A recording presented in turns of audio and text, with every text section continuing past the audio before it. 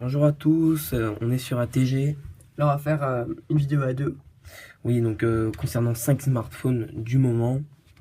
Alors, l'iPhone 5, sorti en 2012. L'iPhone 6, sorti en 2014. L'HTC One M8, sorti en 2014. Le Galaxy Note 4, sorti fin 2014. Et l'iPhone 6 Plus. Sortis en 2014. Que des smartphones de 2014, du moins ces 4 là, celui-là étant de 2012. Donc si on fait cette vidéo, c'est un peu pour vous montrer un peu, un peu les smartphones du moment, si ce n'est celui-là, mais celui-là on l'a introduit du fait de sa taille, pour voir un peu, on a un peu toutes les sortes de tailles, c'est de là et celui-là. Voilà, donc on va tout vous montrer. Donc pour les écrans. Alors, 5,5 pouces pour celui-là. 5,7 pour celui-là. 5 pouces pour celui-là. 4,7 pour celui-là. Et 4 pouces pour l'iPhone 5, qui est quand même beaucoup plus petit que les autres. Voilà. Mon cher collègue a tout dit. Alors, oui, on a évoqué la taille des écrans. On peut cependant voir que ces deux-là et ces deux-là sont très rapprochés. On a un petit écart entre ces deux-là, donc encore une fois 5,7, 5,5. Pourtant, celui-là, en termes de dimension totale, il est plus haut que le Note 4. Tandis que le M8 est plus grand du fait de son plus grand écran que le iPhone 6. Bon, ça vous l'aurez remarqué. Donc, on va d'abord comparer l'iPhone 6 et le M8. Donc,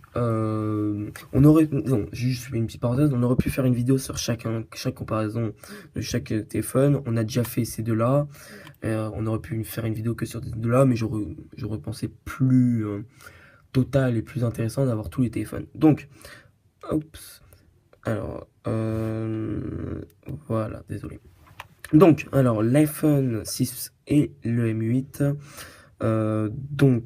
tous les deux sortis en 2014. Alors, leur appareil photo, 5 mégapixels, 4 mégapixels pour celui-là et 8 mégapixels pour celui-là.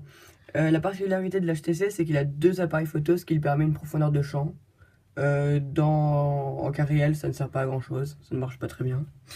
Sur l'iPhone 6, on a donc, comme on l'a dit, 8 mégapixels, un très bon appareil photo, certes inchangé depuis l'iPhone 5, mais pourtant toujours aussi efficace. On peut cependant dire qu'il est un peu en retard par rapport à ses concurrents, dont le Note 4 ou le S5 qui fait 16 mégapixels. On ne l'a pas en notre possession, malheureusement. Ces deux téléphones se démarquent par leur qualité de fabrication. Les deux sont en métal, ce qui les démarque des autres, comme le S5 et le G3 qui sont plus bas de gamme. Voilà. Alors, donc on va faire un petit tour du téléphone. Donc en bas, on a la prise. Le micro USB et le port Lightning pour l'iPhone 6. Et les ports jack. Les ports jack. 3,5. 3,5, exactement. En haut, donc on a le bouton on-off. J'essaie de vous le montrer on-off, là on le voit un peu. Tandis que sur l'iPhone 6, on n'a rien du tout. Le flanc droit plutôt, on va commencer par le flanc droit. Donc on a les boutons volume sur le M8 et là on voit pas très bien, désolé, et l'ouverture SIM.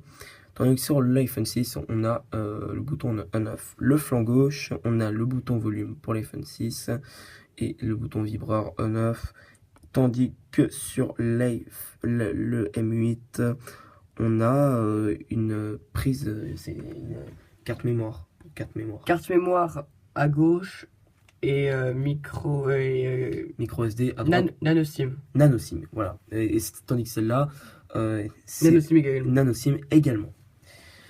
Voilà, donc maintenant, si on regarde un peu l'iPhone 5 par rapport à l'iPhone 6. Alors, on peut déjà remarquer sa taille. 4 pouces contre 4,7 pouces. Qualité de photo est meilleure sur l'iPhone 6 de manière logicielle. Il y a le détection digitale sur celui-là. Qui n'existe pas encore sur l'iPhone 5, qui est apparu sur l'iPhone 5S que nous n'avons pas en ce moment.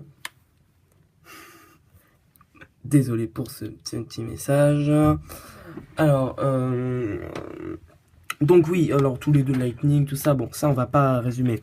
Au niveau du poids, l'iPhone 5 est évidemment plus léger, mais j'avoue que l'iPhone 6, les ingénieurs d'Apple ont fait vraiment un bon travail sur le poids de l'iPhone 6, puisque vraiment, c'est vraiment super léger, je trouve.